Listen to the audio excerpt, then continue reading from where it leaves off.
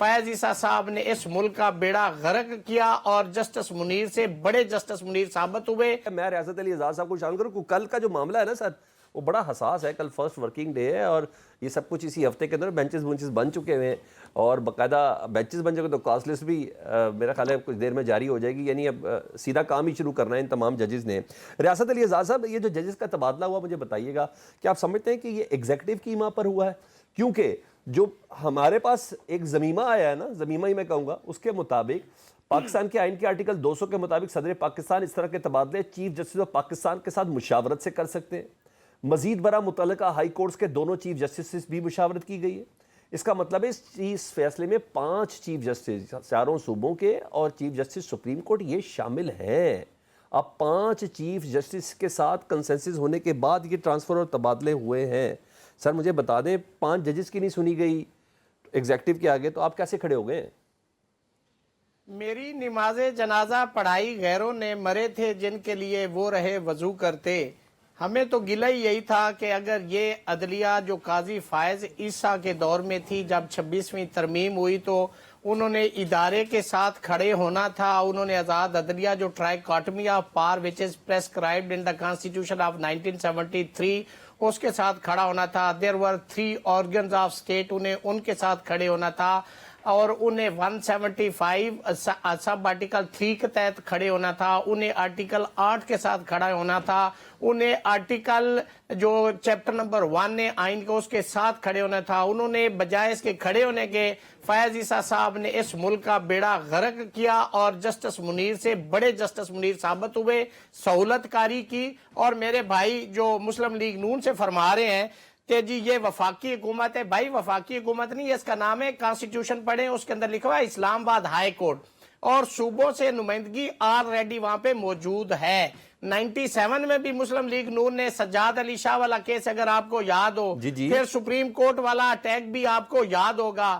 تو یہ کیوں یہی عدالت کو کیوں مینج کرتے ہیں؟ انہیں چاہیے وہ عدالت جس کو فون کر کے آپ اپنی مرضی کا فیصلہ لے لیں, جس کے کان سے پکڑ کے اپنی مرضی کا فیصلہ لے لیں. ایسے عدالتیں نہیں چلتی, ایسے نظام نہیں چلتے, ایسے ملک نہیں چلتے.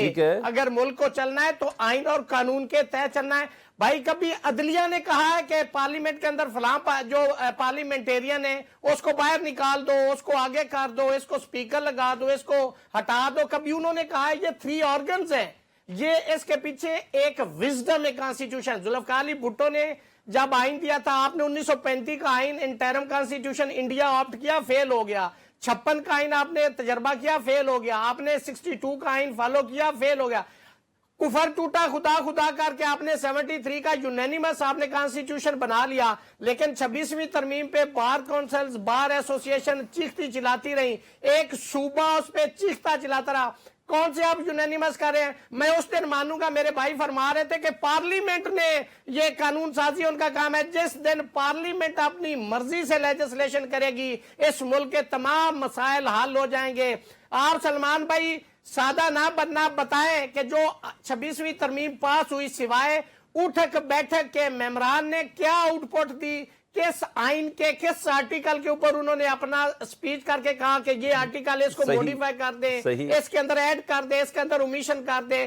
وہ آئی اور ایز اٹ از آپ نے ہاتھ کھڑے کر دیے. ریاست بھائی جو 3 دن تک نا, جو 3 دن تک جو ایم این ایز اور سینیٹر ادھر موجود تھے نا اسلام آباد میں, آپ یقین جانے ان سے بات کرتے تھے, وہ بھی کرتے خدا کا واسطہ, اور آن ریکارڈ بھی ہے یار, جو کچھ کرانا کرا لو, ہم سے کرا لو, جو کچھ کرانا ہے ہمیں گھر جانے دو, بچوں سے ملنا ہے. بھائی میں دونوں ہاتھوں سے سلیوٹ ماروں گا جس دن پارلیمنٹ خود لیجسلیشن کرے گی. اچھا ریاست بھائی کل کیا کرنا ہے؟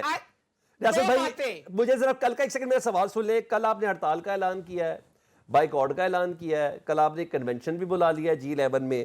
مجھے یہ بتائیں 10 مارچ کو لاہور کے وکلا بھی مارچ کا اعلان کرنا چاہ رہے ہیں.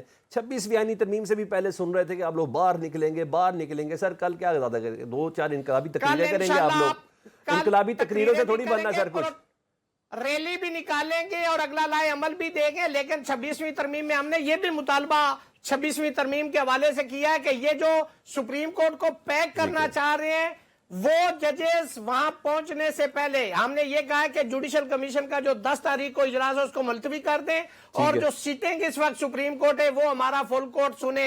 अगर आपने ये तादाद मैच बराबर करना है, जो आपके मंजूर नजर लोग हैं उनको आपने जज सुप्रीम कोर्ट लगा के फिर फुल कोर्ट बुला के फिर डिसमिस करनी है, वो हमारी जो पिटीशंस हैं, तो ये मैं एडवांस में कह रहा हूं कि वो बदनीति पे मबनी है। आपने आइन और कानून का बिल्कुल जनाजा निकाल दिया। मैं तो हमेशा उस गवर्नमेंट को सलाम पेश करता हूं, वो पीटीआई की हो, वो मुस्लिम लीग नून की हो, वो पीपल्स पार्टी की हो, जो ये कहे कि इस मुल्क के अंदर रूल ऑफ लॉ होना चाहिए, आजाद अदलिया होनी चाहिए। मैं उस हुकूमत को हमेशा सलाम पेश करता हूं। अल्लाह करे आप लोगों का कल का एहतजाज ना हमेशा हुकूमत और के फेवर आप में लोगों हुआ का करता, 10 उसके फरवरी खिलाफ का नहीं जो होती। मार्च है ना, अल्लाह करे कोई रंग लेके आए ताकि पता चले कि वकला तहरीक में किसी किस्म की कोई जान है, लीडरशिप में किसी किस्म की कोई जान है। मैं दोबारा आ जाता हूं